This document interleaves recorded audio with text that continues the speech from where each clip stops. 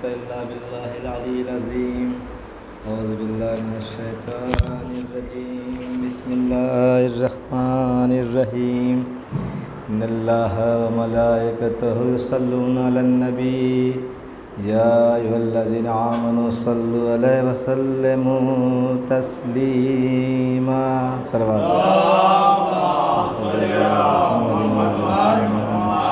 اللهم صل على محمد وآل محمد. اللهم صل على محمد وآل محمد وعجل فرجهم. صل على محمد وعجل فرجهم. بسم الله الرحمن الرحيم. روي عن فاطمة الزهراء سلام الله عليها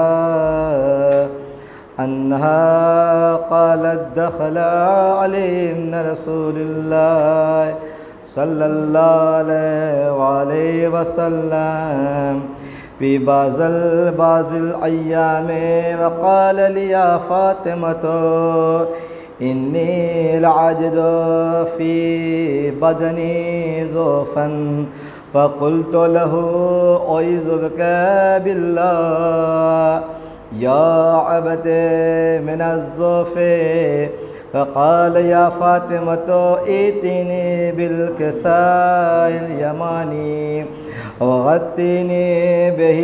قالت فاطمة سلام الله عليها فأتيته بالكساء وغطيته به وصرت أنظر إليه وإذا وجهه يتلى لا نورا كأنه البدر في ليلة تمام علمه وكمال. صلوات اللهم صل على محمد. قالت فاطمة سلام الله عليها فما كانت إلا ساعة وإذا بولد الحسن قد أقبل وقال السلام عليك يا أمه. فقلت عليك السلام يا قرتي عيني وثمرة فؤادي. فقال لي يا أمه إني أشم عندك راية طيبة كأنها راية جدي رسول الله صلى الله عليه وآله. فقلت نعم إن جدك نائم تحت الكساء. فأقبل الحسن ناب الكساء وقال السلام عليك يا جدا. السلام عليك يا رسول الله. أتأذن لي أن أدخل معك تحت هذا الكساء؟ وقال له نعم قد أذنت لك. فدخل الحسن عليه السلام معه تحت الكساء. صلوات قالت فاطمة سلام الله عليها فما كان إلا ساعة وإذا بولد الحسين عليه السلام قد أقبل وقال السلام عليك يا أمه. فقلت عليك السلام يا قرة عيني وثمرة فؤادي. فقال يا أمه إني أشم عندك راية طيبة كأنها راية جد رسول الله صلى الله عليه وآله. وقلت نعم إن جدك وأخاك نائمان تحت هذا الكساء. فدنا الحسين عليه السلام ونهب الكساء وقال السلام عليك يا جدا. السلام السلام عليك يا من اختاره الله أتأذنوا لي أن أكون معكما تحت هذا الكساء فقال لهم نعم قد أذنت لك يا حسين يا حسين فدخل معهم الحسين تحت الكساء صلوات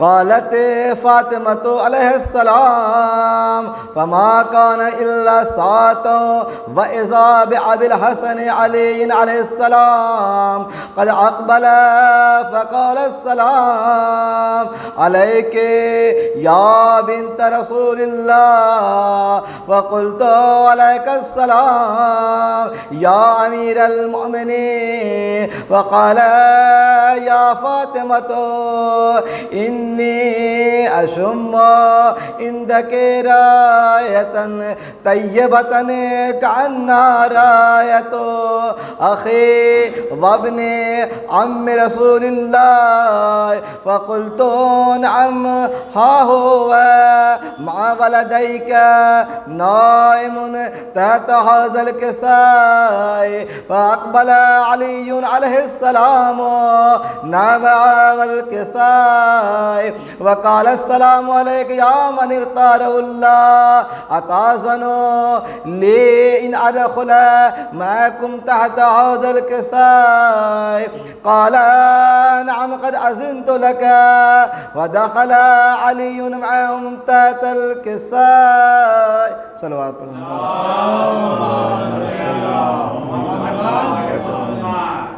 قالت فاطمة سلام الله عليها ثم أقبلت نحو الكساء وقلت السلام عليك يا أبتا السلام عليك يا رسول الله أتأذنوا لي أن أدخل معكم تحت هذا الكساء قال نعم قد أذنت لك فدخلت معهم تحت الكساء صلوات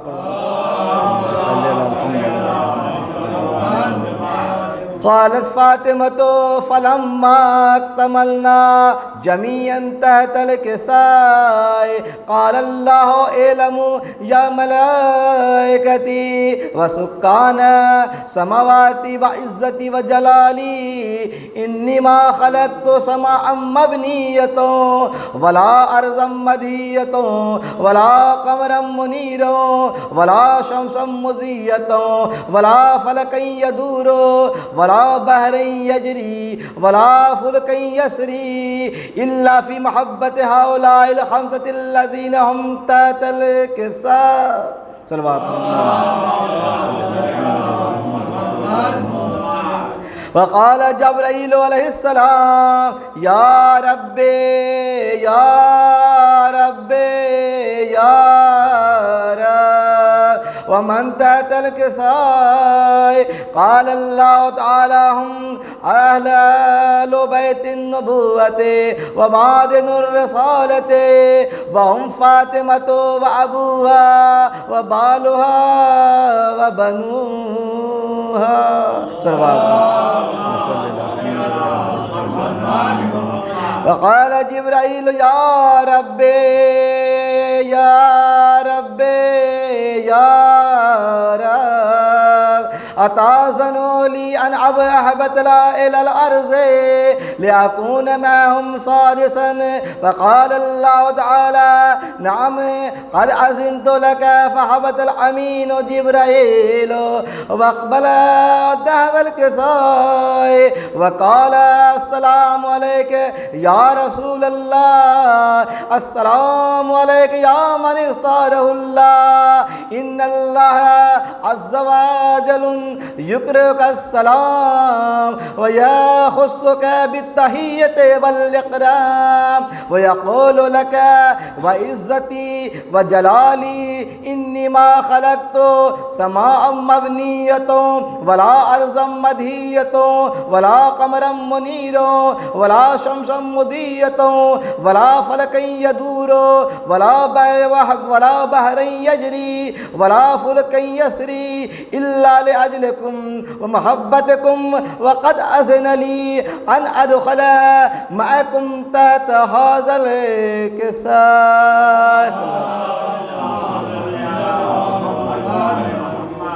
فهل تأذن لي أنت يا رسول الله أن أدخل معكم؟ فقال قد أذنت لك.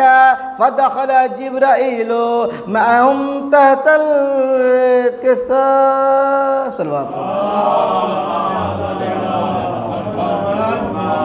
وقال لهم إن الله عز وجل قد أوحى إليكم يقول إنما يريد الله ليذهب عنكم الرجس أهل البيت ويطهركم تطهيرا. صلوات.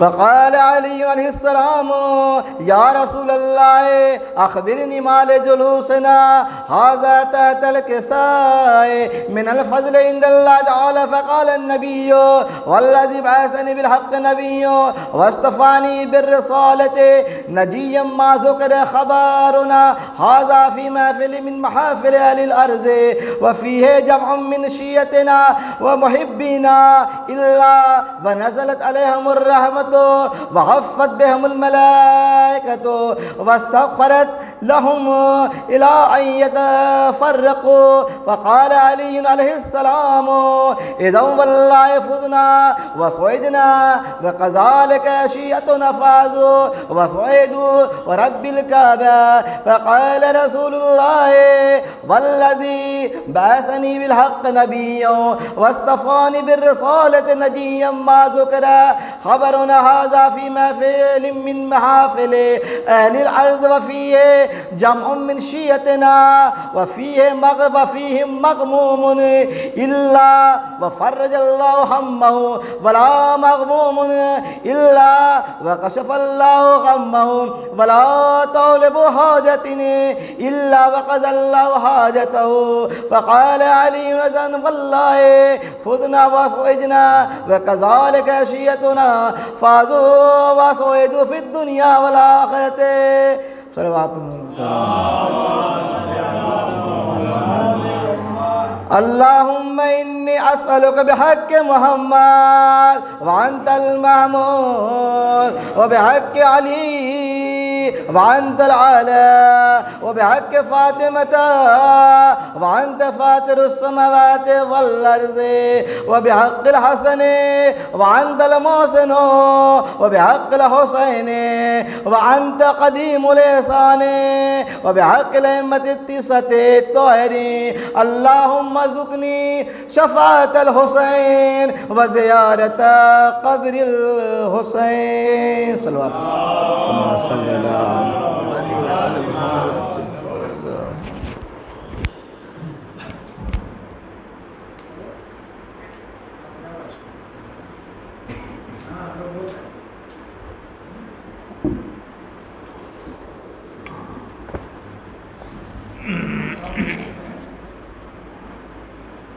میں ایک بار اور گزارش کرنے کے جو حضرات نیچے ہیں چائے پی رہے ہیں پی چکے ہیں تو اوپر فرش اعلیٰ میں تشریف لے آئیں. بر محمد و آل محمد صلوات.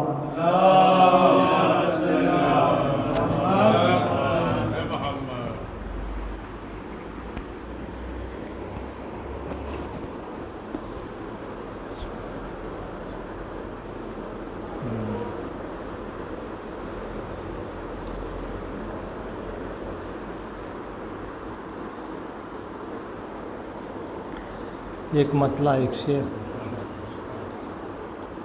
سند یہی ہے کہ حرف سند کو آتے ہیں. سند یہی ہے کہ حرف سند کو آتے ہیں. زمانے بھر کی بلاؤں کو رد کے آتے ہیں. زمانے بھر کی بلاؤں کے رد کو آتے ہیں. ایک ایسا باوے ہوائی ہجر ہے حضرت عباس، ایک ایسا باب ہوائی ہجر ہے حضرت عباس، اسے پکارو تو 14 مدد کو آتے ہیں، اسے پکارو تو 14 مدد کو آتے ہیں، سند یہی ہے کہ حرف سند کو آتے ہیں۔ اور ایک اور،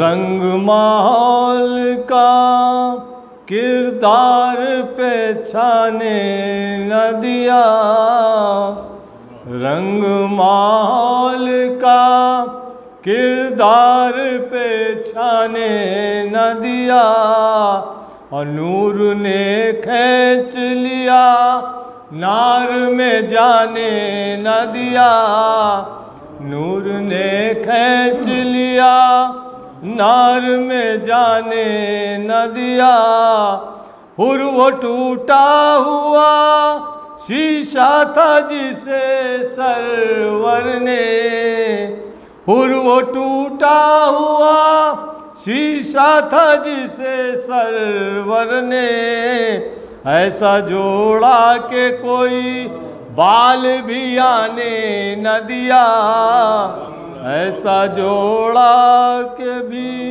بال بھی آنے نہ دیا۔ ایک مطلع ایک شعر اور ہے کہ ناداں ہے جس پہ دین وہ پیارا حسین ہے، ارے ناداں ہے جس پہ دین وہ پیارا حسین ہے، اور بخشش کا تو جہاں میں سہارا حسین ہے، ارے بخشش کا تو جہاں میں سہارا حسین ہے، اور سر دے کے جس نے رکھ لی انسانیت کی لاج، سر دے کے جس نے رکھ لی انسانیت کی لاج، ہر قوم کہہ رہی ہے ہمارا حسین ہے، ہر قوم کہہ رہی ہے ہمارا حسین ہے۔ باواز بلند نعرے صلوات۔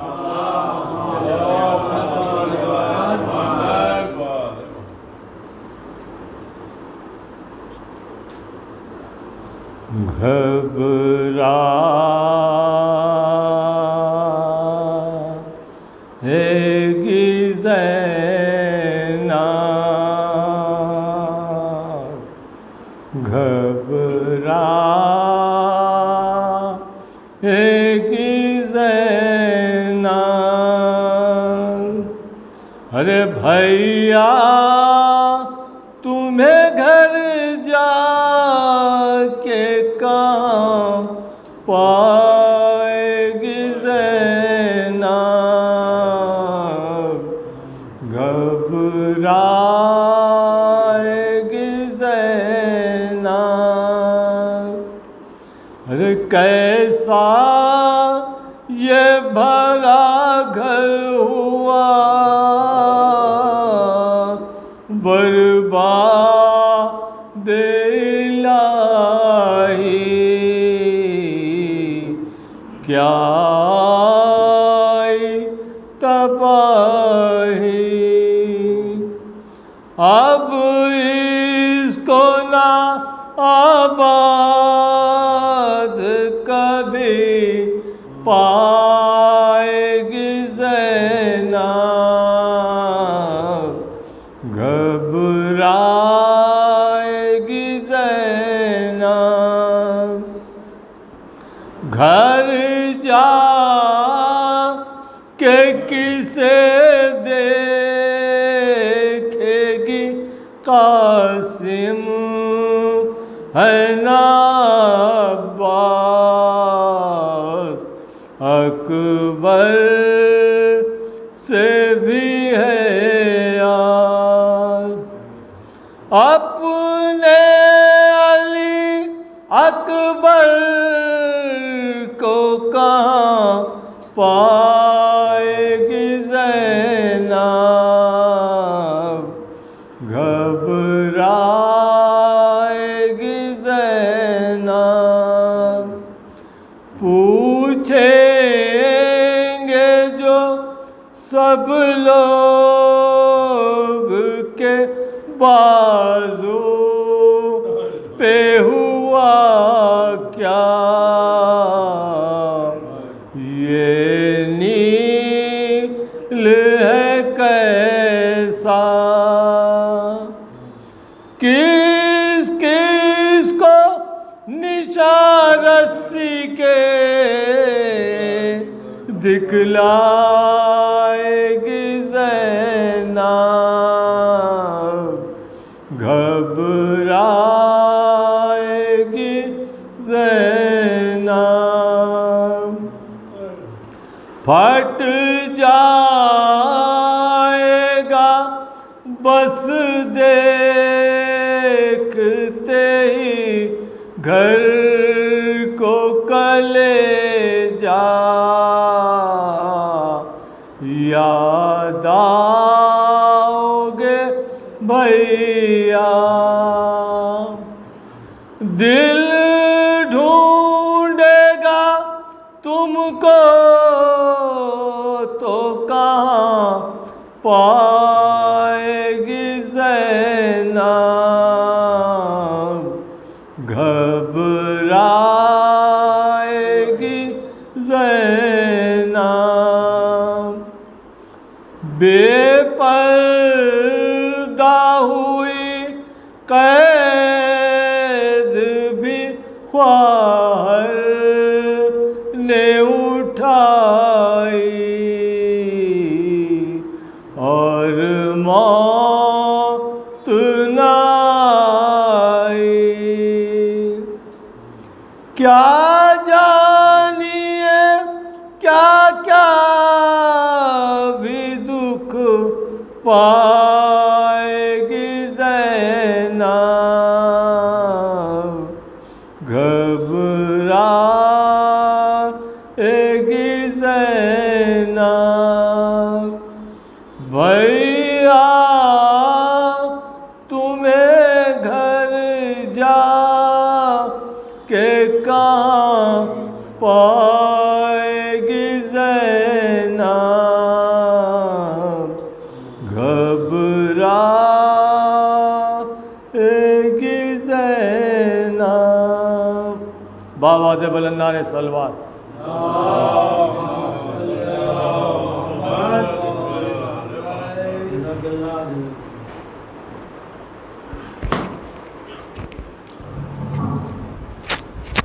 تکیہ لے لیں۔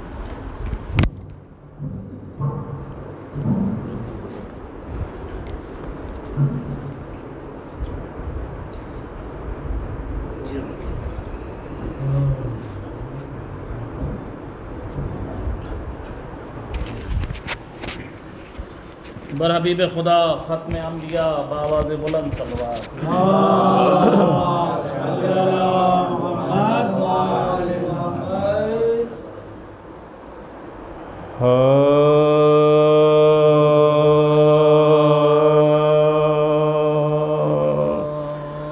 خالق نے کچھ اس طرح اتارے ہیں محمد،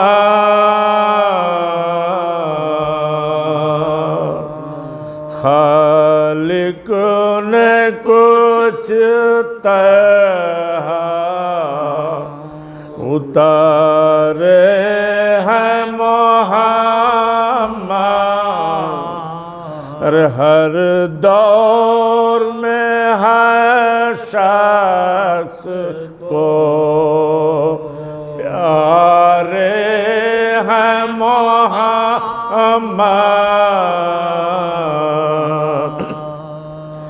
اکثر در زہرا پہ یہ جبریل نے سوچا،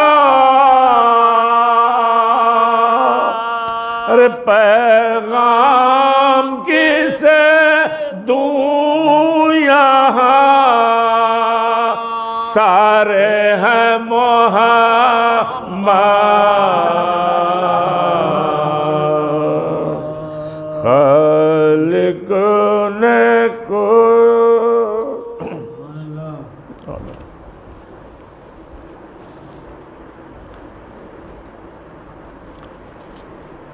ایک صلوات پڑھتے محمد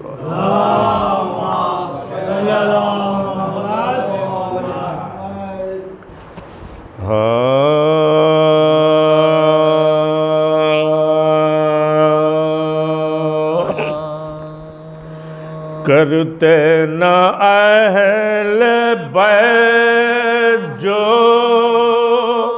نصرت نماز کے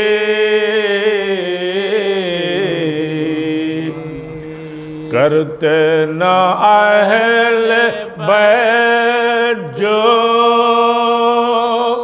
نصرت نماز کے ارے اٹھ جاتی کائنات سے عظمت نماز کے ارے جن کے گھروں میں ہوتی نہیں مجلس حسین ارے کس منہ سے کر رہے ہیں نصیحت نماز کے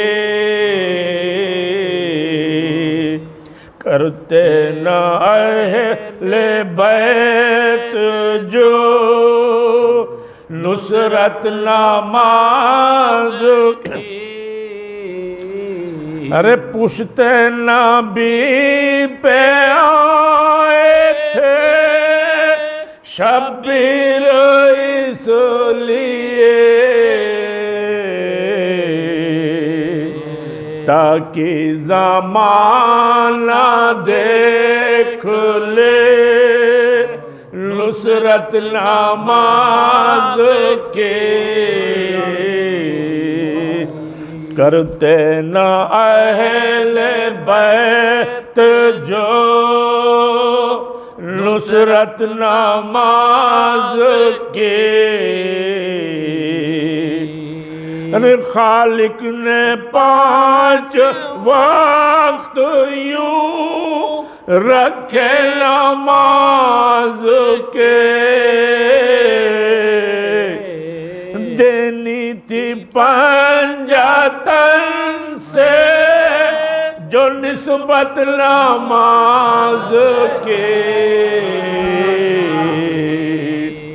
خالق نے 5 وقت یوں رکھے نماز کے ارے دینی تھی پنجتن سے جو نسبت نماز کے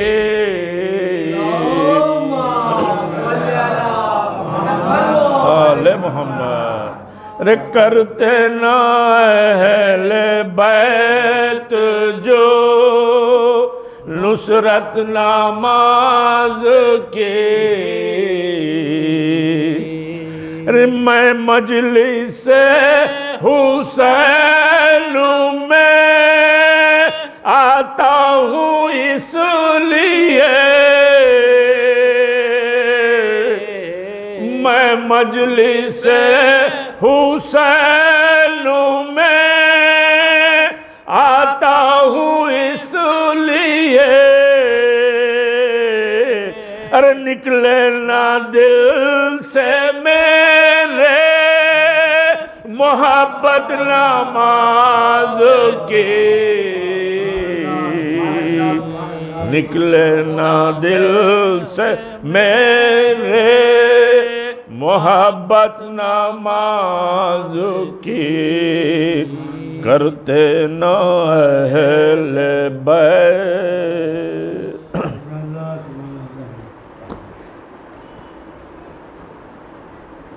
چلا گیا یار. بر حبیب خدا ختم انبیاء بابا بلند صلوات.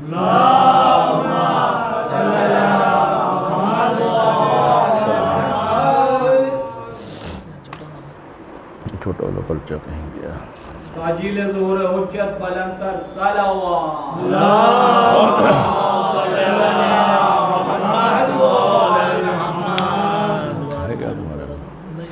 ہے تمہارے میں کیا؟ نہیں یہ نہیں وہ 104 بند والا یار. ایک اور صلوات پڑھ دیں محمد.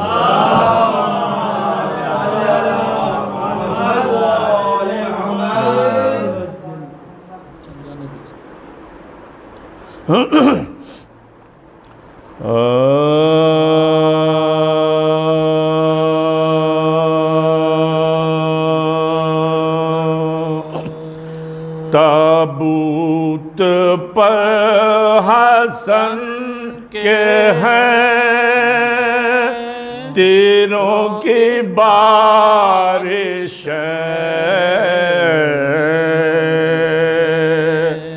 ارے غم آج پھر سے ہو گیا تازہ بطول کا رشیوں پہ آج سخت مصیبت کا روز ہے دنیا سے اٹھ رہا ہے جنازہ رسول کا تابوت پر حسن کے چونکہ آج دو معصوم کی شہادت ہے اس لیے مرثیہ انہیں اس کے اس سے بس 5-6 بند زیادہ ٹائم نہیں لوں گا.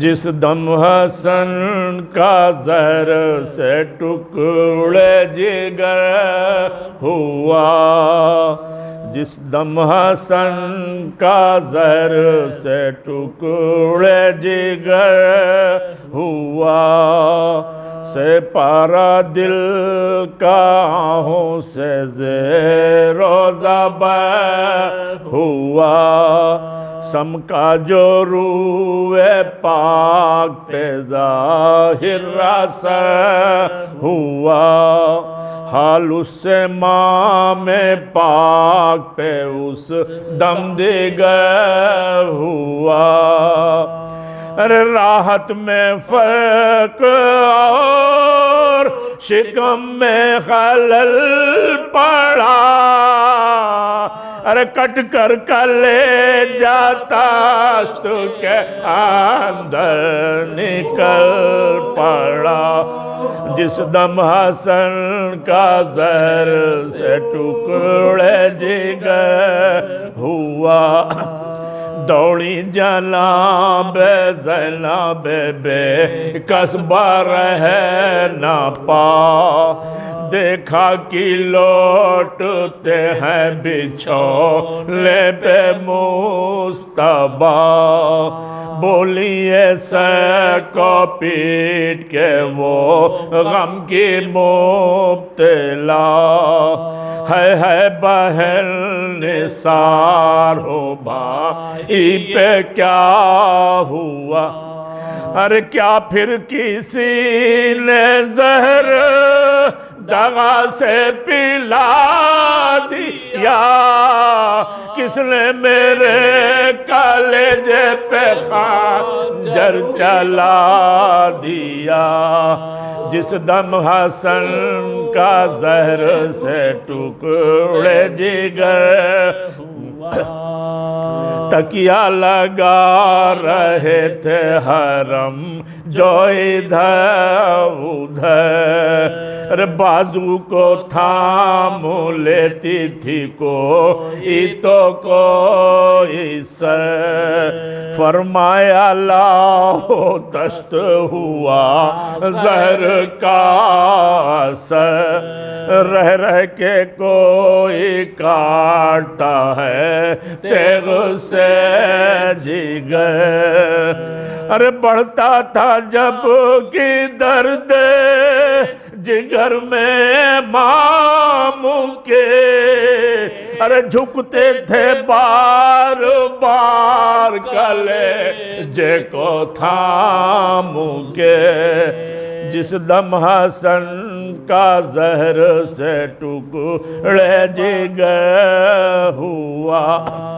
فرماتے تھے حسن کے بلا او حسین کو تھا دم بدم یہ حکم کی لا او حسین کو بھائی کا حال زار سنا او حسین کو ارے ٹکڑے میرے جگر کے دکھا او حسین کو ارے کہہ دو کہ جلد آئے رحلت کا وقت ہے سن جائیے کچھ کے وصیت کا وقت ہے جس دم حسن کا زہر سے ٹکڑے جگر آئے حسین اتنے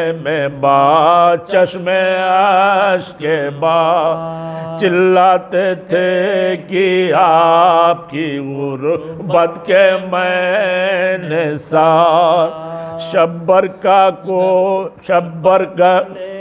کو چوم کے کہتے تھے بار بار شبر گلے کو چوم کے کہتے تھے بار بار میں تم پہ صدقے اے میرے نانا کے یاد ارے مجھ سے زیادہ ظلم و ستم تم پہ ہوئیں گے ہم قبر میں تمہاری مصیبت پہ روئیں گے جس دم حسن کا زہر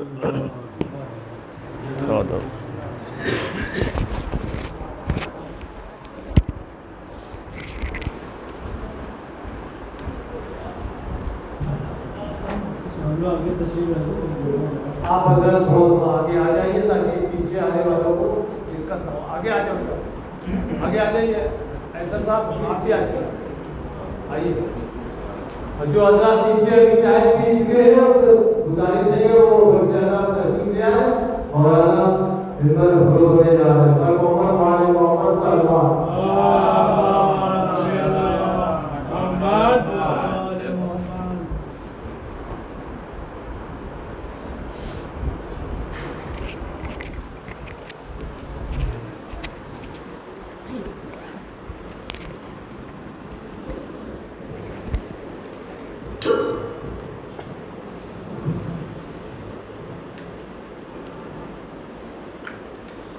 فاتحہ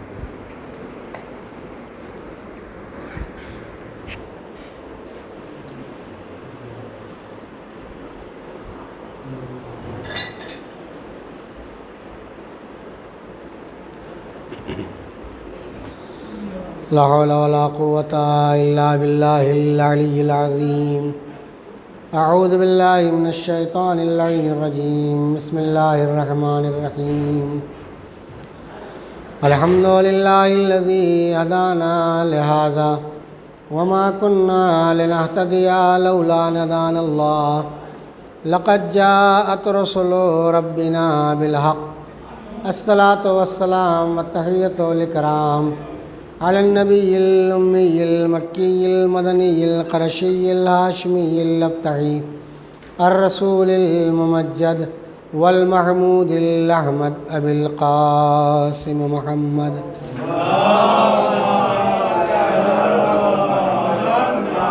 وآل الطيبين الطاهرين المعصومين المظلومين المنتخبين المنتجبين ولعنة الله على أعدائهم أجمعين من ليلنا هذا إلى قيام يوم الدين. أما بعد، فقد قال الله الحكيم في كتابه الكريم: بسم الله الرحمن الرحيم. لقد أرسلنا رسلنا بالبينات وأنزلنا معهم الكتاب والميزان ليقوم الناس بالقسط وأنزلنا الحديد فيه بأس شديد ومنافع للناس وليعلم الله من ينصره ورسله بالغيب ان اللہ قوی عزیز. صلوات محمد.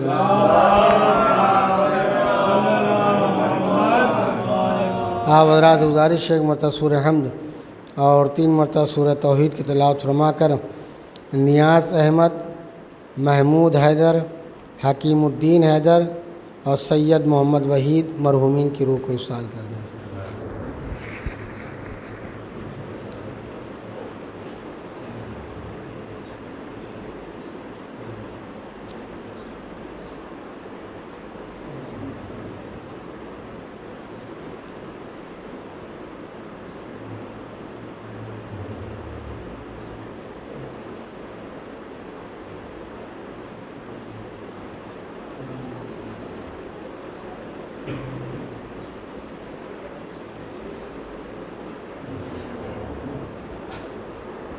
ایک صلوات پڑھیں آپ حضرات.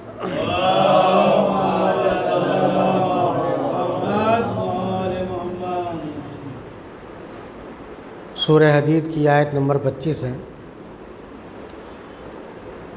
جس میں اعلان رب العزت ہو رہا ہے: لقد ارسلنا رسولنا بالبینات، کہ ہم نے رسولوں کو بھیجا واضح نشانیوں کے ساتھ، واضح دلائل کے ساتھ. وَأَنزَلْنَا مَعَهُمُ الْكِتَابَ وَالْمِيزَانَ، اور صرف رسولوں کو نہیں بھیجا بلکہ رسولوں کے ساتھ ساتھ ہم نے کتاب اور میزان کو بھی نازل کیا. کیوں؟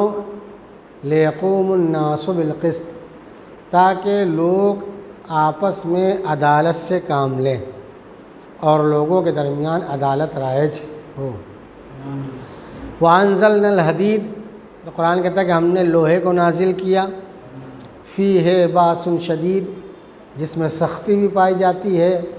وَمَنَافِعُ لِلنَّاسِ، لوگوں کے لیے نفع بخش بھی ہے اور فائدہ مند بھی ہے. کیوں لوہے کو نازل کیا؟ وَلِيَعْلَمَ اللَّهُ مَن يَنصُرُهُ وَرُسُلَهُ، اللہ یہ جاننا چاہتا ہے کہ کون اس کی اور اس کے رسول کی مدد کرے گا. حالانکہ ان اللہ قوی عزیز، خدا صاحب قوت بھی ہے اور صاحب عزت بھی ہے. یعنی اگر اللہ نے یہ کہا ہے کہ میں دیکھنا چاہتا ہوں کہ کون اللہ کی اور اس کے رسول کی مدد کرتا ہے، تو کوئی اس سے یہ نہ سمجھے کہ اللہ محتاج ہے ہماری مدد کا. اگر ہم نے رسول کی مدد نہیں کی تو رسول معاذ اللہ شکست کھا جائے گا. نہیں، اللہ صاحب قوت بھی ہے اور صاحب عزت بھی ہے. مطالبہ صرف اس لیے کیا ہے تاکہ تمہارے جذبات کا امتحان لے سکے، تمہاری محبت کا امتحان لے سکے. ذرا کہ آج چونکہ 2 معصوموں کی شہادت کی تاریخ ہے، لہذا اسی مناسبت سے بہت تفصیلی گفتگو نہیں ہے، مختصر الفاظ میں آپ کے سامنے انشاءاللہ چند باتیں عرض کرنی ہیں. اللہ نے صاف اعلان کر دیا کہ لقد ارسلنا رسولنا. رسول کون؟ رسولوں کو کس نے بھیجا؟ میں نے بھیجا. جتنے بھی انبیاء رسول کائنات میں آئے ہیں سب کس کی طرف سے آئے ہیں؟ اللہ کی طرف سے آئے ہیں. اللہ نے سب کو منصب دیا اور عہدہ دیا. اور ہر نبی اور ہر رسول کا کام کیا تھا؟ لوگوں کے درمیان خدا کو پہنچانا اور لوگوں کو خدا کی معرفت کروانا، یہ سب کا کام تھا. اور ہر نبی نے اپنے اعتبار سے کام انجام دیا. ہر نبی کا طریقہ الگ تھا لیکن مقصد ایک تھا. کسی نے چاند کے ذریعے پہچانوایا، کسی نے سورج کے ذریعے پہچانوایا، کسی نے کسی کے ذریعے سے پہچانوایا. لیکن کام سب نبیوں کا اور رسولوں کا ایک ہی تھا کہ وہ اللہ کو پہچنوائیں، اور ہر نبی نے اپنے قدرت بھر کیا۔ اچھا آپ دیکھیں کہ آخری نبی جس زمانے میں تشریف لائے، کتنا جہالت کا زمانہ تھا، بدو پائے جاتے تھے، بد تہذیب، بد اخلاق تھے، ہے کہ نہیں؟ اور عالم یہ تھا کہ 360 خداؤں کی وہ عبادت کر رہے تھے، ہے کہ نہیں؟ سب آپ سنتے تاریخ، جو تاریخ نہیں دہرانا ہے، بس ایک منزل تک آپ کو لے جانا ہے۔ 360 خداؤں کی عبادت کرتے تھے، یا جو کہا جائے کہ وہ زمانہ ایسا تھا جہاں خدائی فری میں بٹ رہی تھی، ہر قبیلے کا الگ خدا تھا، اور اس زمانے میں ہمارا آخری نبی اپنے خدا کو پہچنوا رہا تھا، ہے کہ نہیں؟ عجب مرحلہ ہے۔ جو کفار مکہ 360 خدا کو مان رہے تھے، ان کے لیے کیا مشکل تھی کہ ایک خدا کو اور ماننے لگتے۔ بھائی اگر انسان ایک ہی کو مان رہا ہے تو 2 ماننا مشکل ہے، 2 کو ماننا 3 مشکل ہے، لیکن جو 360 خداؤں کے قائل ہیں، عقیدہ رکھنے والے ہیں، 360 خدا کو ماننے والے ہیں، کیا وجہ ہے کہ ایک خدا کو نہیں برداشت کر پا رہے ہیں؟ بھائی آخری نبی ایک ہی خدا تو بتلا رہا تھا، وجہ کیا ہے؟ جو 360 کو ماننے کے لیے تیار ہے، 360 کے سامنے سر جھکانے کے لیے تیار ہے، وہ ایک کے سامنے سر جھکانے کے لیے تیار کیوں نہیں ہے؟ تو علماء نے لکھا اس کی وجہ یہ ہے کہ اگر صرف ایک کو بڑھانا ہوتا تو کوئی مشکل نہیں تھی، سب مان لیتے۔ جو کفار مکہ پیغمبر کے خدا کو نہیں ماننے، تو وجہ کیا ہے؟ وجہ یہ ہے کہ بڑھانا نہیں تھا۔ اگر 360 کے بجائے 361 کرنا ہوتا تو سب مان لیتے، لیکن مسئلہ یہ تھا کہ پیغمبر یہ کہنا چاہ رہے تھے کہ اگر میرے خدا کو مانو گے تو انسان 360 کو الگ کرنا پڑے گا۔ اسی لیے جو کلمہ جو پیغمبر نے کہا کہ قولو لا الہ الا اللہ تفلحو، کہ لا الہ الا اللہ کو کامیاب ہو جاؤ، لا الہ الا اللہ جو کلمہ کا پہلا جز ہے، اس میں 2 حصے پائے جاتے ہیں۔ کہا لا الہ، پہلے انکار کرو کوئی خدا نہیں ہے، پھر کہو کہ صرف وہ خدا ہے۔ تو کفار مکہ جو آخری نبی کے کہنے پر خدا کو نہیں مان رہے تھے، ان کی مشکل یہ تھی اضافہ کرنا ہوتا سب مان لیتے، مگر 360 کو کنارے کرنا تھا، لہذا کوئی ماننے کو تیار نہیں تھا۔ اور آخری پیغمبر یہی بتلانا چاہ رہے تھے کہ اگر اسے مانو گے تو پھر کسی کو نہیں مان سکتے، اور اگر ان کو مان رہے ہو تو پھر اس کو ماننے کی لیاقت تمہارے اندر نہیں پائی جاتی ہے۔ تو میں نے کہا وہ زمانہ ایسا تھا خدائی فری میں بٹ رہی تھی، پیغمبر اپنے کو بندے خدا کہہ رہے تھے اور خدا کی معرفت کرا رہے تھے۔ اچھا کتنا آسان تھا پیغمبر کے لیے کہ جب لوگ پیغمبر کے خدا کو نہیں مان رہے تھے خود خدائی کا دعویٰ کر دیتے۔ آسان تھا کہ نہیں تھا؟ پیغمبر خود خدائی کا دعویٰ کر دیتے، لوگ مانتے کہ نہیں مانتے؟ سب مانتے۔ کیوں؟ اس لیے جیسے ہی پیغمبر کہتے کہ میں خدا ہوں، سب کہتے ہیں کہ دلیل کیا ہے؟ دلیل کیا ہے؟ تو پیغمبر کہتے جو کہو میں کر دوں، ہے کہ نہیں ہے؟ اس لیے جو چاند کو پوجا کر رہے تھے، سورج کی پوجا کر رہے تھے، پتھر کی پوجا کر رہے تھے، درخت کی پوجا کر رہے تھے، دریا کی پوجا کر رہے تھے، سب نے پیغمبر کا معجزہ دیکھ رکھا تھا کہ سورج بھی پلٹایا، چاند کے 2 ٹکڑے بھی کیے ہیں، درختوں کو اشارہ کیا وہ آ بھی گیا، دریا خشک بھی ہو گیا، سوکھے کنویں میں پانی بھی آ گیا، سارے معجزات دیکھ چکے تھے۔ تو جس کے لیے خدائی کا دعویٰ کرنا بہت آسان تھا، وہ کیوں خدائی کا دعویٰ نہ کر کے اپنے کو بندے خدا کہلوا رہا تھا؟ کیا وجہ یہ تھی کہ خود پیغمبر بتلانا چاہتے تھے کہ جو طاقت حقیقی بندگی میں ہے وہ باطل خدائی کے اندر نہیں پائی جاتی۔ جتنی طاقت بندگی کے اندر ہے اتنی طاقت باطل خدائی میں نہیں ہے۔ بندہ اگر بندگی پر آ جائے تو اس منزل تک پہنچ سکتا ہے جہاں معصوم فرشتہ نہیں جا سکتا، اور اگر باطل خدائی پر آ جائے تو ایک معمولی سے بندے کا مقابلہ بھی نہیں کر سکتا۔ اس لیے آپ دیکھیں تاریخ کا واقعہ مشہور، میں 2 لفظ اشارتاً عرض کروں گا۔ جب جناب ابراہیم کو نمرود نے آگ کی سزا منتخب کی اور مدتوں لکڑیاں جمع کرنے کے بعد جب آگ لگائی گئی تو عالم کیا ہے کہ شعلے آسمان کی طرف جا رہے تھے، اوپر سے پرندہ اگر گزر جائے تو جل جائے گا، سب سنتے ہیں تاریخ۔ لیکن تاریخ کہتی ہے جب آگ جل گئی تو اب مشکل یہ کہ ابراہیم کو آگ میں پھینکا کیسے جائے، ابراہیم کو آگ میں پہنچایا کیسے جائے، اس کے لیے مشورہ ہوا۔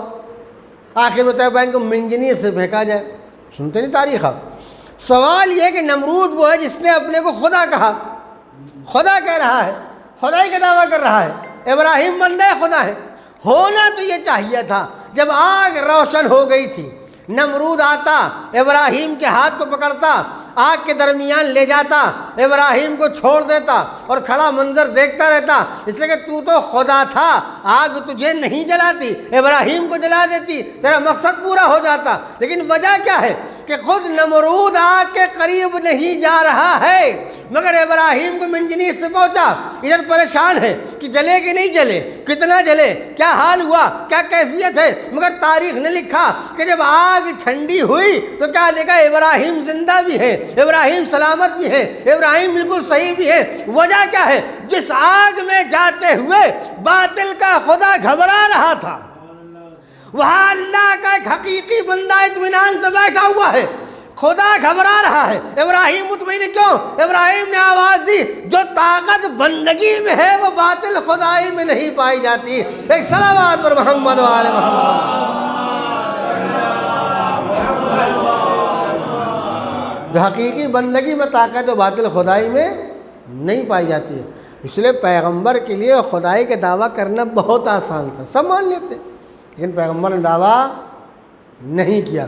اور آپ دیکھیں دوسری بات ذرا کریں، لیکن چاہے جناب ابراہیم کی تاریخ لے لیتے، آخری پیغمبر کی، ابراہیم سنتے کہ وہ بتوں کے گلے میں رسی باندھ کے گھومتے تھے کہ کون ان بتوں کا خریدنے والا، نہ بول سکتے ہیں، نہ سن سکتے ہیں، نہ فائدہ پہنچا سکتے ہیں، نہ نقصان پہنچا سکتے ہیں۔ خود آخری پیغمبر نے فتح مکہ کے بعد سارے بت توڑے کہ نہیں توڑے؟ یہاں تک کہ مولا کندھے پہ رکھ کے جو اوپر بت تو بھی توڑ دیا، سب کو غلط کہا، باطل خداؤں کی خدائی کو باطل کر دیا، لیکن تاریخ آپ سنتے ہیں۔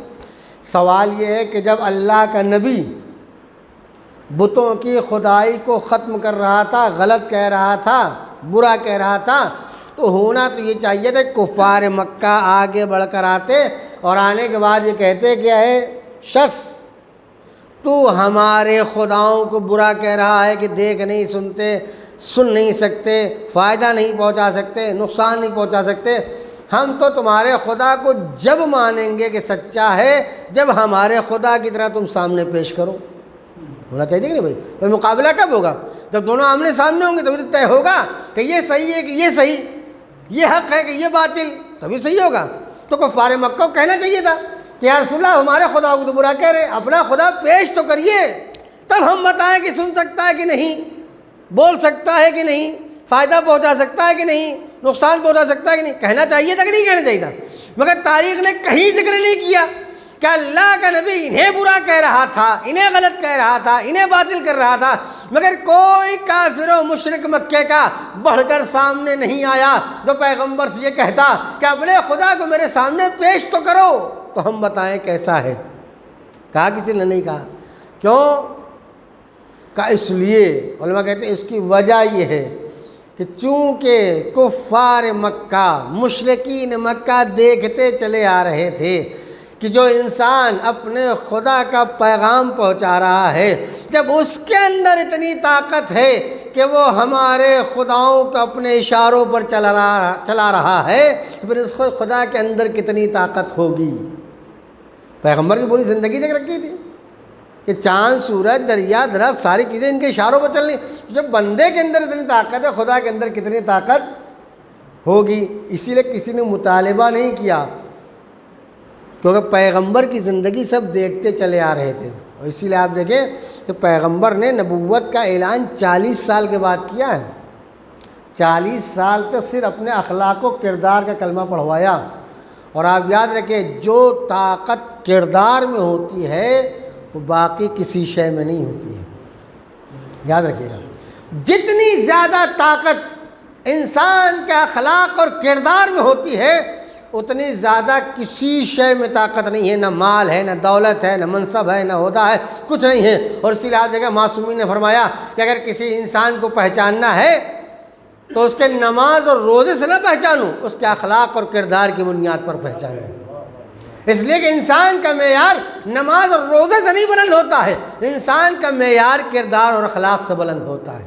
نہ جانے کتنے افراد ایسے ہیں جو معاشرے میں نمازی ہیں، روزے دار ہیں، مذہبی ہیں، دیدار ہیں، مگر اخلاق ایسا ہے، کردار ایسا ہے، مزاج ایسا ہے کہ کوئی ان سے ملنا نہیں چاہتا ہے، کوئی سلام کرنا نہیں چاہتا ہے، کوئی قریب آنا نہیں چاہتا ہے۔ اسلام نے آواز نہیں، پہلے اپنے کو اس لائق بناؤ کہ لوگ تم سے قریب ہونا شروع ہو جائیں۔ پیغمبر نے 40 سال کے بعد اعلان نبوت کیا، 40 سال تک اپنی زندگی پیش کرتے رہے، اخلاق اور کردار۔ یہی وجہ ہے کہ جتنے مسلمان سارے نبی مل کے نہ بنا سکے، اتنا اکیلے آخری نبی نے مسلمانوں کو بنا دیا۔ اسی لیے آپ دیکھیں، ایک لفظ عرض کریں، دیکھیں اسلام جسموں کا دشمن نہیں ہے، اسلام فکروں کا دشمن ہے۔ اسلام کافر کا دشمن نہیں ہے، ان کے اندر پائے جانے والے کفر کا دشمن ہے۔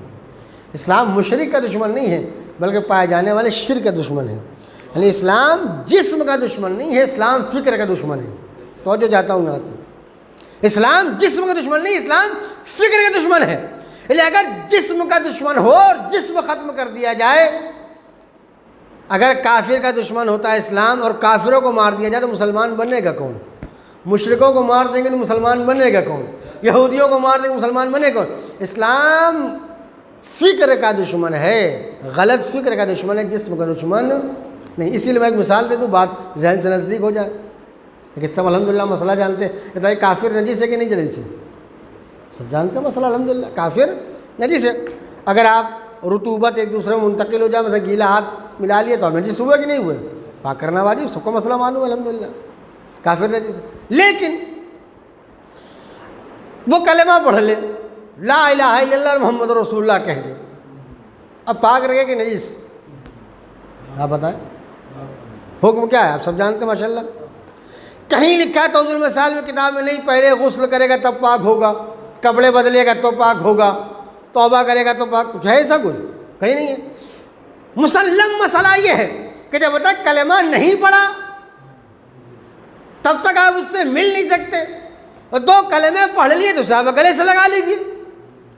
یہ کون سی شے ہے جو 2 لمحے پہلے اتنی نجیس تھی کہ قریب نہیں جا رہے تھے، 2 جملوں کے بعد اتنا پاک ہو گیا کہ گلے مل رہے ہیں؟ بدلا کیا؟ جسم بدلا کہ نہیں؟ فکر بدلی ہے۔ اس کا مطلب یہ ہے کہ اگر فکر بدل جاتی ہے تو جسم خود بخود بدل جاتا ہے۔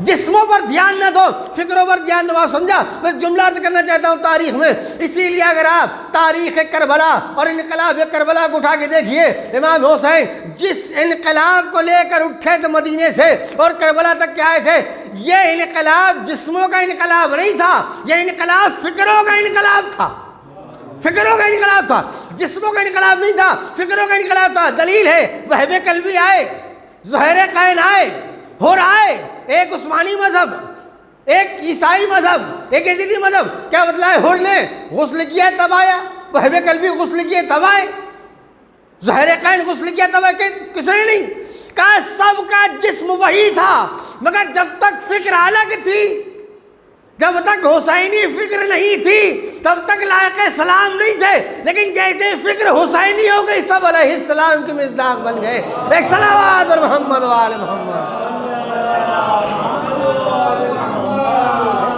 اسلام جسموں کا دشمن نہیں، فکروں کا دشمن ہے، فکر بدلے۔ اسی لیے میں کہتا ہوں کہ یہ جو اللہ نے انسانوں پر عبادتیں واجب کی، نماز روزہ جتنی بھی عبادتیں ہیں، یہ عبادتیں جسموں کی ورزش کے لیے نہیں ہیں، یہ فکروں کی ورزش کے لیے ہے۔ اسی لیے وہ عبادت نہیں جو انسان کے کردار نہ بدل سکے اور مزاج نہ بدل سکے۔ جیسے نماز عبادت ہے، ویسے مجلس بھی عبادت ہے۔ اگر نماز انسان کے کردار کو نہ بدل سکے تو نماز کہے جانے کے لائق نہیں، اور جو مجلس انسان کے کردار کو نہ بدل سکے وہ مجلس حسین کہے جانے کے لائق نہیں۔ دونوں عبادتیں ہیں، کردار کی تبدیلی کا ذریعہ ہی ہے یہ۔ اور اسی لیے آپ دیکھیں جو فرش ادا ہے اس کو آپ معمولی نہیں سمجھیں، بہت اہم شے ہے۔ زینب کبریٰ نے اپنے حسین کے چاہنے والوں کو کہا کہ بہت اہم شے ہے۔ میں ایک جملہ اس سلسلہ عرض کر دوں، باقی اپنی بات عرض کروں۔ کسی نے عالم ربانی سے سوال کیا، بہت بڑے عالم سے سوال کیا کسی نے کہ جناب یہ بتائیے دنیا کا سب سے بڑا عہدہ اور منصب کون سا ہے؟ دنیا کا سب سے بڑا عہدہ اور منصب کون سا ہے؟ تو اس عالم نے جواب دیا کہ حسین کا عزادار ہو جانا۔ تو سوال کرنے کا مولانا آپ شاید سمجھے نہیں میں نے کیا سوال کیا، کیا کہ میں یہ پوچھ رہا ہوں کہ دنیا کا سب سے بڑا عہدہ اور منصب کون سا ہے؟ پھر آپ نے جواب دیا کہ حسین کا عزادار ہو جانا۔ تو دیکھیں دلیل کیا ہے؟ آپ کہہ رہے دنیا کا سب سے بڑا منصب اور عہدہ ہے حسین کا عزادار ہو جانا، دلیل کیا ہے؟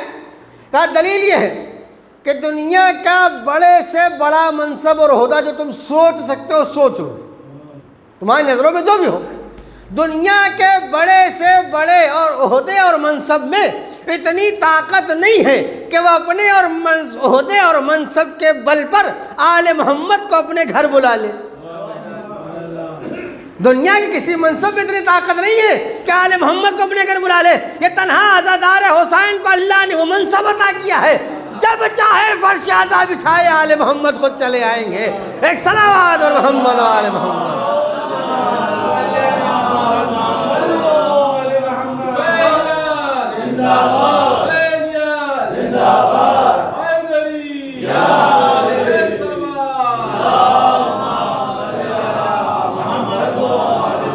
میں نے کہا انسان اپنے قدر پہچانے، یہ فرش عزا کو معمولی شے نہیں ہے، یہ وہ جگہ ہے کہ جس جگہ پہنچنے کے لیے لوگ تمنائیں کرتے ہیں۔ اور ایک جملہ میں اضافہ کر دوں، بھائی ہم جو دعائیں کراتے ہیں مجلسوں کے بعد جہاں بھی کیا کہتے ہیں، اللہ جوار معصومین میں جگہ عنایت کرے، کرتے ہیں کہ نہیں؟ معصومین کے جوار میں جگہ، آپ دیکھیں کہ فرش عزا کسی جنت سے کم نہیں ہے۔ ایک جنت وہ ہے جس کا وعدہ خدا نے کیا ہے، جو مرنے کے بعد وہ قیامت میں ملے گی۔ ایک جنت وہ ہے جو زینب علیہ مقام نے دنیا میں عطا کر دی۔ ایک جنت وہ ہے جس کا وعدہ خدا نے کیا، اور ایک جنت یہ جو جناب زینب نے اپنے عزاداروں کو عطا کیا۔ دونوں میں ایک بہت بڑا فرق ہے۔ فرق کیا ہے؟ جس جنت کا وعدہ خدا نے کیا ہے وہ مرنے کے بعد ملے گی، حساب و کتاب کے بعد ملے گی، اگر گنہگار ہے تو گناہوں سے پاک ہونے کے بعد ملے گی، ہے کہ نہیں؟ یعنی جس جنت کا وعدہ خدا نے کیا اس میں 3 شرطیں ہیں، مرنا بھی شرط ہے، حساب و کتاب کی منزل سے گزرنا بھی شرط ہے، گناہوں کی سزا سے پاک ہونا بھی شرط ہے۔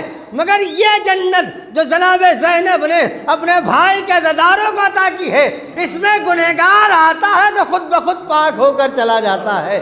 ایک صلوات اور محمد و آل محمد۔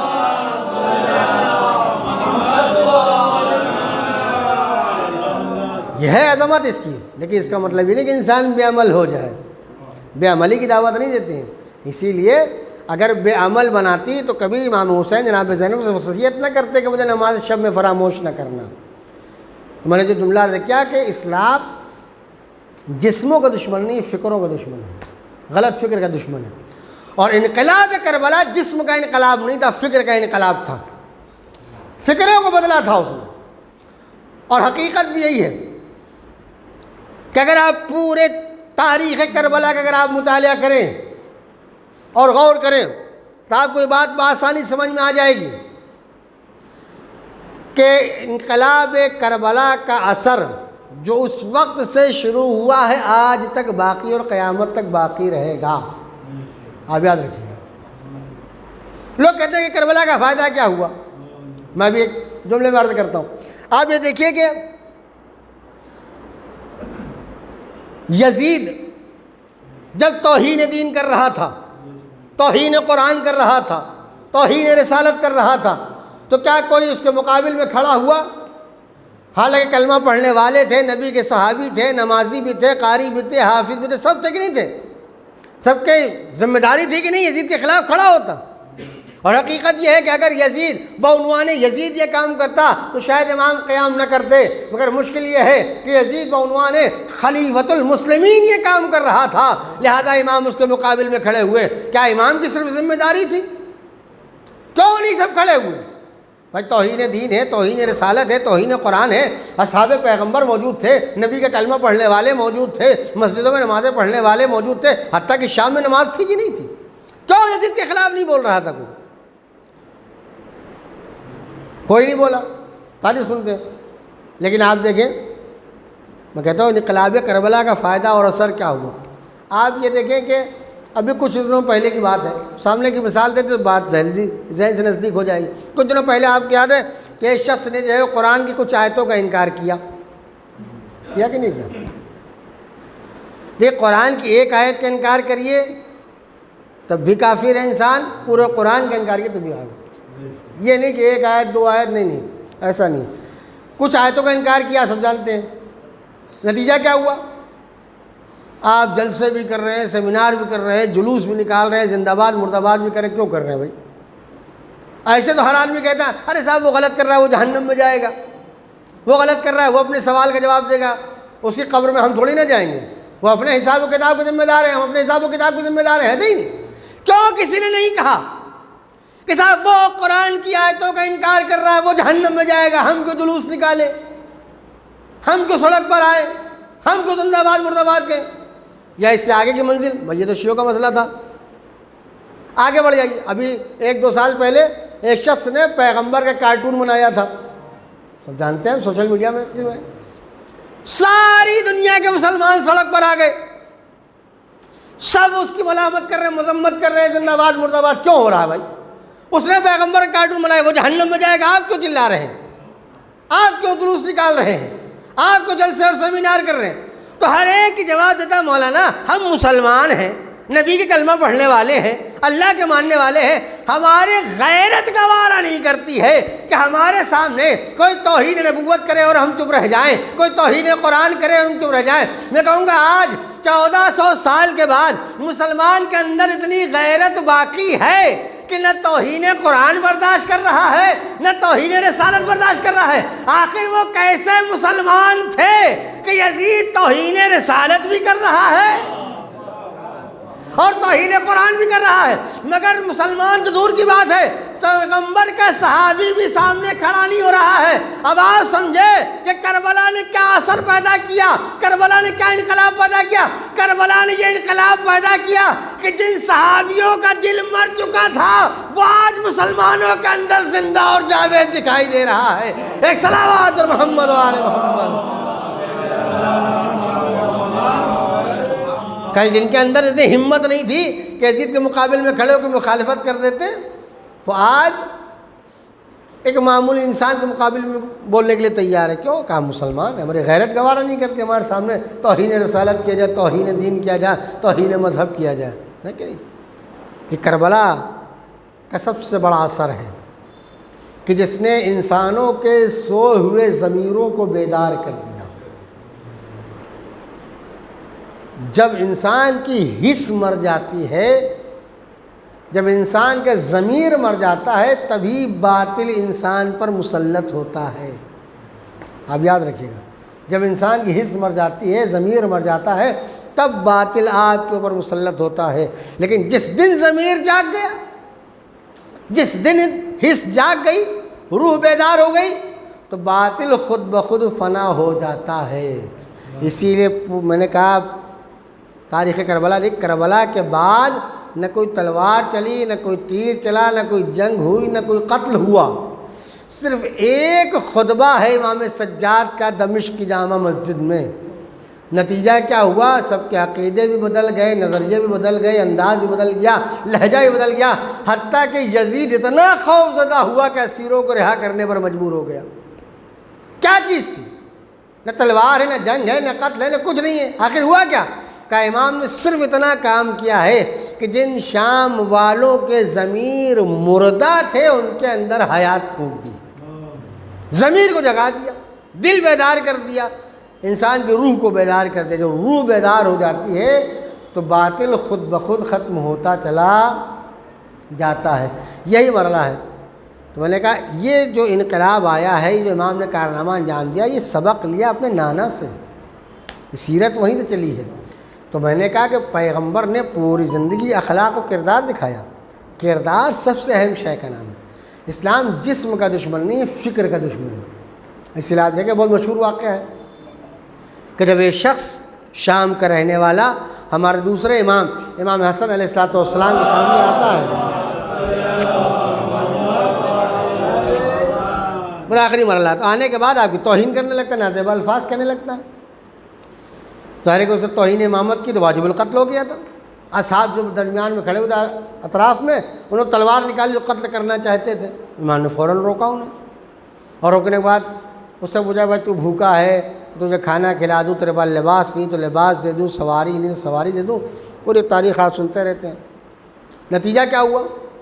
تاریخ نے لکھا کہ جب وہ شخص واپس جانے لگا تو کہتا ہے کہ مولا جب میں مدینے آیا تھا تو میرے نزدیک آپ سے بڑا کوئی دشمن نہیں تھا، لیکن جب مدینے سے جا رہا ہوں تو آپ سے زیادہ قریبی میرا کوئی دوست نہیں ہے۔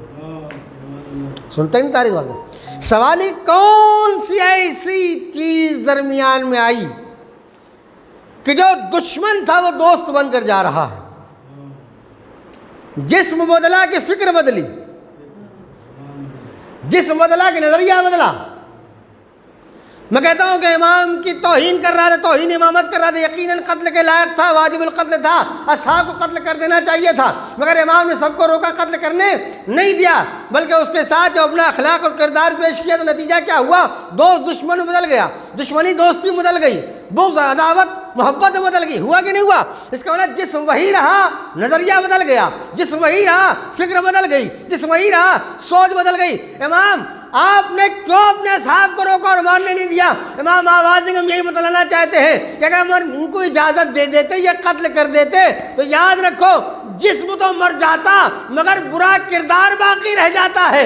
امامت جسموں کا دشمن نہیں ہوتا ہے، فکروں کا دشمن ہوتا ہے۔ ہم نے اس کے برے کردار کو مار دیا ہے، دوبارہ کوئی برا آدمی نہیں بن سکتا ہے۔ ایک صلوات اور محمد وآل محمد۔ لہذا میں نے کہا پیغمبر کی سیرت لیجئے چاہے امام کی سیرت لیجئے، دونوں کی سیرت یہ ہے کہ انسانوں کے غلط فکروں کو بدل دیا جائے، سوچوں کو بدل دیا جائے، ذہنوں کو بدل دیا جائے۔ جب فکر بدل جائے گی تو انسان خود بخود بدل جائے گا۔ جسم کو بدلنے کی کوشش نہ کرے انسان، فکروں کو بدلنے کی کوشش کرے۔ یہی ہے، بس یہی سے چند جملے اور ربط مصائب ہیں۔ پوری تاریخ رسالت اور امامت، تاریخ کربلا اگر آپ دیکھیں تو سب میں یہی درس ملے گا۔ ہر ایک نے اپنے عمل سے اسلام کو پہنچایا ہے، اپنے کردار سے اسلام کو پہنچایا ہے، اپنے مزاج سے اسلام کو پہنچایا ہے۔ کسی امام کی تاریخ میں دکھلا دیجیے کہ امام تلوار لے کر کھڑے ہو کلمہ نہیں پڑھا تو قتل کر دیں گے، نہیں ہے ہی نہیں۔ بلکہ جتنے بھی واقعات اٹھا کر آپ دیکھیں گے اس میں یہی ہے کہ امام اپنا کردار پیش کرتے ہیں، اپنی تعلیم پیش کرتے ہیں، اپنا دین پیش کرتے ہیں، سامنے والا اس کو دیکھ کر قبول کر لیتا ہے۔ اور یہی آل محمد ہم سے بھی چاہتے ہیں کہ ہم جب دنیا کے سامنے اسلام کو پیش کریں، دین کو پیش کریں، مذہب کو پیش کریں تو زبان کے ذریعے سے نہیں، کردار کے ذریعے سے پیش کریں۔ کردار کے ذریعے سے جب انسان بدلتا ہے تو پھر وہ ہمیشہ کے لیے ہوتا ہے، اور جو زبان کے کہنے سے انسان بدلتا ہے وہ وقتی ہوا کرتا ہے۔ کیا وجہ ہے کہ کربلا کے بعد کوئی بھی آج تک حسین کا ماننے والا مخالف نہیں ہوا، بدلا نہیں؟ کیوں؟ اس لیے کہ کردار سے دیکھ کر متاثر ہوا تھا، کردار کربلا والوں کا دیکھ کر متاثر ہوا۔ لہذا آج بھی وہی بات ہے، ہم نے نہ حسین کو دیکھا، نہ اصحاب حسین کو دیکھا، نہ نبی کو دیکھا، نہ علی نبی کو دیکھا، مگر ان کی محبت ہمارے دلوں میں ہے کہ نہیں ہے؟ کون سی چیز محبت لے کر آئی؟ یہ محبت اللہ پیدا کرتا ہے انسان کے دل میں، اور ہمیں شکر ادا کرنا چاہیے کہ اللہ نے ہمارے قلوب کو اس لائق سمجھا کہ ان پاک ہستیوں کی محبت ہمارے دلوں کو عطا کر دے۔ اگر انسان تنہا اس ایک نعمت کا شکریہ ادا کرنا چاہے تو دنیا میں ختم ہو جائے گی، زندگی ختم ہو جائے گی، مگر اس نیک نعمت کا شکریہ ادا نہیں کر سکتا۔ اگر انسان کو شکر ادا کرنے کے لیے کوئی چیز نہیں دکھتی تو یہی سب سے بڑی چیز ہے کہ ولائے اہل بیت، محبت اہل بیت، علی کی ولایت، اس اتنی بڑی نعمت ہے کہ جس کا شکر ہم کبھی بھی اور کسی بھی ذریعے سے ادا نہیں کر سکتے۔ بس چند جملے مصائب کا سلسلہ ختم کرتے ہیں۔ اب دیکھیں، میں نے کہا کہ سب سے عظیم ہستی خدا کے بعد آخری پیغمبر کی، کوئی نہیں کہہ سکتا تاریخ میں کہ پیغمبر نے کسی پر ظلم کیا، کوئی نہیں کہہ سکتا کہ پیغمبر نے کسی پر تلوار چلائی ہے، کوئی نہیں کہہ سکتا پیغمبر نے کسی کو قتل کیا ہو یا مارا ہو، مگر اس کے باوجود بھی پیغمبر کے ساتھ کیا حشر ہوا، پیغمبر کے ساتھ کیا ظلم و ستم ہوا۔ آپ کے بڑے نواسے جن کی آج نانا اور نواسے دونوں کی شہادت کی تاریخ ہے۔ امام حسن نے کس پر ظلم کر دیا؟ امام کسی پر ظلم نہیں کرتے، مگر اللہ اکبر، عالم یہ کہ باہر کا دشمن اگر چوٹ پہنچائے تو تکلیف کم ہوتی ہے، گھر کا اگر کوئی تکلیف پہنچائے تو تکلیف زیادہ ہوتی ہے۔ پتہ ہے امام حسن کو زہر کس نے دیا؟ آپ کی بیوی جودہ بنت اشعث نے دیا، اور تاریخ کہتی اتنا سخت زہر تھا، اتنا سخت زہر تھا کہ تاریخ کہتی کہ امام اس دن روزے سے تھے، افطار میں جو دودھ دیا تھا اس دودھ میں زہر ملا کے دیا تھا۔ امام نے پیتے محسوس کر لیا کہ ہمارا کیا حشر ہونے والا ہے، جگر کے 72 ٹکڑے ہو گئے۔ جب امام حسین علیہ السلام اپنے بڑے بھائی امام حسن کے نزدیک آئے سرانے، تو کیا دیکھا؟ چہرہ رنگ بدلا ہوا، چہرہ پیلا پڑ چکا ہے۔ کہا بھیا خیریت تو ہے؟ یہ کیا عالم ہے، یہ کیا کیفیت ہے؟ کہا میرے حسین تمہیں تو نہیں پتا مجھے زہر دیا گیا ہے، تم جلدی سے جاؤ ایک تشت کا انتظام کرو، میرے سامنے تشت لے کر آؤ۔ حسین گئے دوڑتے ہوئے، ایک تشت لا کر رکھا۔ اب جو امام حسن نے جو الٹی کی ہے تو کیا ہوا؟ کلیجے کے 72 ٹکڑے سے کلیجہ ٹکڑے ٹکڑے ہو کر تشت میں گرنے لگا، اور جب پوری خون کی الٹی ہو چکی تو ایک بار امام حسن نے کہا بھیا حسین اس تشت کو فوراً کہیں چھپا دو، کہیں چھپا دو۔ کہا کیوں؟ کہا تمہیں نہیں پتا میرے بہن زینب آنے والی ہے، اگر زینب اس تشت کو دیکھ لے گی تو برداشت نہ کر پائے گی، یہ منظر اس سے برداشت نہ ہوگا۔ میں کہوں گا آقا حسن ابھی تشت میں صرف خون کے چند ٹکڑے گرے ہیں، مگر آپ کہہ رہے ہیں کہ زینب برداشت نہ کر پائے گی۔ ارے اس وقت کیا عالم ہوگا جب جناب زینب ٹیلے پر کھڑی ہوں گی، حسین سے بھی کیے جا رہے ہوں گے، زینب آواز دیں گے پسر سعد میرا ماجایا ذبح کیا جا رہا ہے، تو کھڑا دیکھ رہا ہے۔ حسین اشارہ کریں گے، زینب واپس خیمے میں جائے گی۔ بس 2 جملے ہیں، روایتیں کہتی ہیں، ایک روایت عرض کرنی ہے۔ تاریخ کہتی ہے کہ کربلا میں سب کے جو آس اور ڈھارس تھی وہ جناب عباس علیہ السلام تھی۔ کسی بچی کو تماچا پڑتا تھا تو حسین کو نہیں پکارتی تھی، عباس کو پکارتی تھی۔ کسی بیوی کی چادر چھنتی تھی تو حسین کو نہیں پکارتی تھی، عباس کو پکارتی تھی۔ حتیٰ کہ حسین کی ڈھارس کا نام بھی عباس ہے۔ یہی تو وجہ ہے کہ جناب عباس رخصت آخر ہو کر جناب زینب سے جاتے ہیں، رخصت آخر کے جناب زینب ایک ہی جملہ کہتے ہیں بھیا عباس یہ سمجھ لو کہ تمہارے رخصتی کے بعد، تمہاری شہادت کے بعد وہ آنکھیں جاگیں گی جو تمہارے سکون سے سو جایا کرتی تھی، اور وہ آنکھیں سوئیں گی جو تمہارے خوف سے جاگا کرتی تھی۔ اور جناب عباس جب رخصت لے کر واپس آئے ہیں تو وہ جناب زینب نے تمام بیویوں کو بلایا اور بیویوں کو اکٹھا کرنے کے بعد کہا ہے بیویوں میں نے جو تمہارے چادروں کی ضمانت لی تھی میں اپنی ضمانت کو واپس لیتی ہوں، اس لیے میں نے جس کی بل پر ضمانت لی تھی وہ ضامن خود جا رہا ہے، لہذا میں تمہاری چادروں کی ضمانت نہیں لوں گی۔ بس ایک روایت ہے، 2 جملوں میں سلسلہ ختم کر دیتے ہیں۔ روایتیں کہتی ہیں کہ 12 محرم کو جب بنی اسد والے وصیت کے مطابق شہداء کے لاشوں کو دفن کرنے کے لیے آئے، دمۃ الثاقبہ میں یہ روایت لکھی ہوئی، تمام لوگوں کو بنی اسد کے لوگوں نے دفن کر دیا، کسی کے سر میں، کسی کی لاش میں سر نہیں تھا، نہیں پہچان سکے۔ ایک بڑی سے قبر بنائی، اس میں سارے شہداء کو رکھ دیا، اسے گنج شہیدہ کہا جاتا ہے۔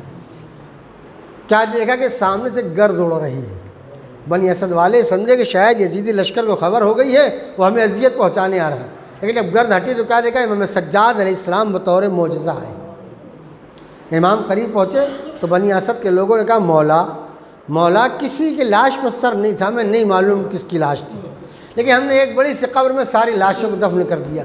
ہاں پورے مقتل میں 2 لاشیں رہ گئیں جسے ہم دفن نہیں کر سکے۔ آخری جملے ہیں، مقتل میں 2 لاشیں ایسی جسے ہم دفن نہیں کر سکے، ایک لاشا وہ ہے جسے ہم سب مل کر اٹھانا چاہتے ہیں مگر وہ اٹھتا نہیں، اتنا بھاری جنازہ ہے، اور ایک جنازہ وہ ہے جسے سرہانے سے اٹھاتے تو پائتی جھک جاتا ہے، پائتی سے اٹھاتے سرہانہ جھک جاتا ہے، گویا لگتا ہے ایسے جیسے لاش دفن نہیں ہونا چاہتی۔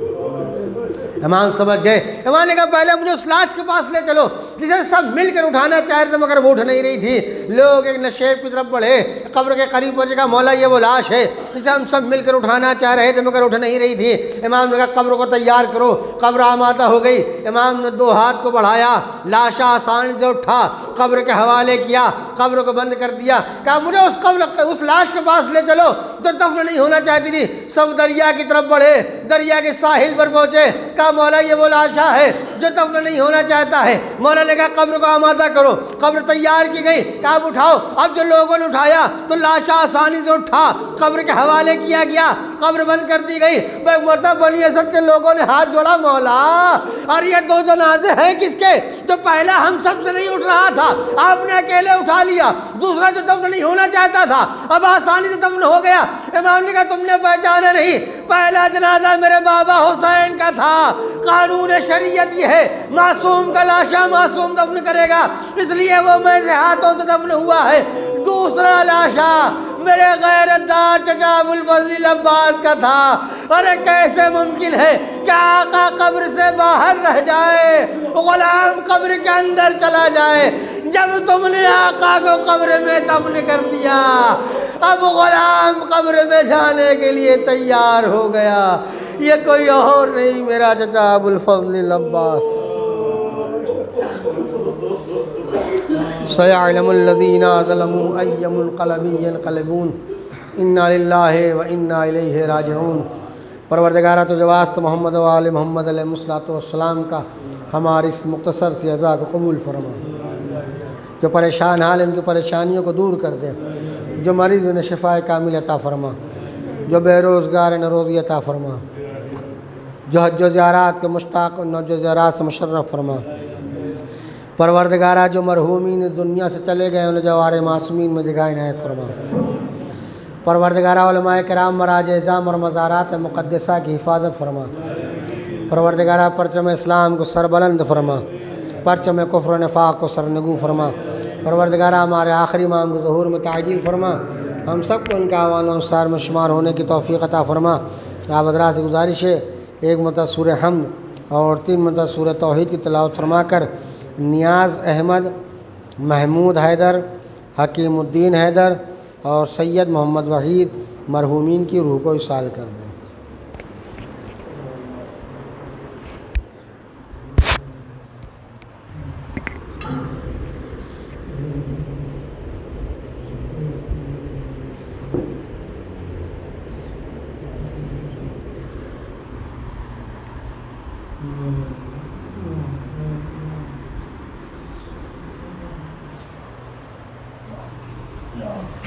ماتم حسین، یا حسین، یا حسین، یا حسین، یا حسین،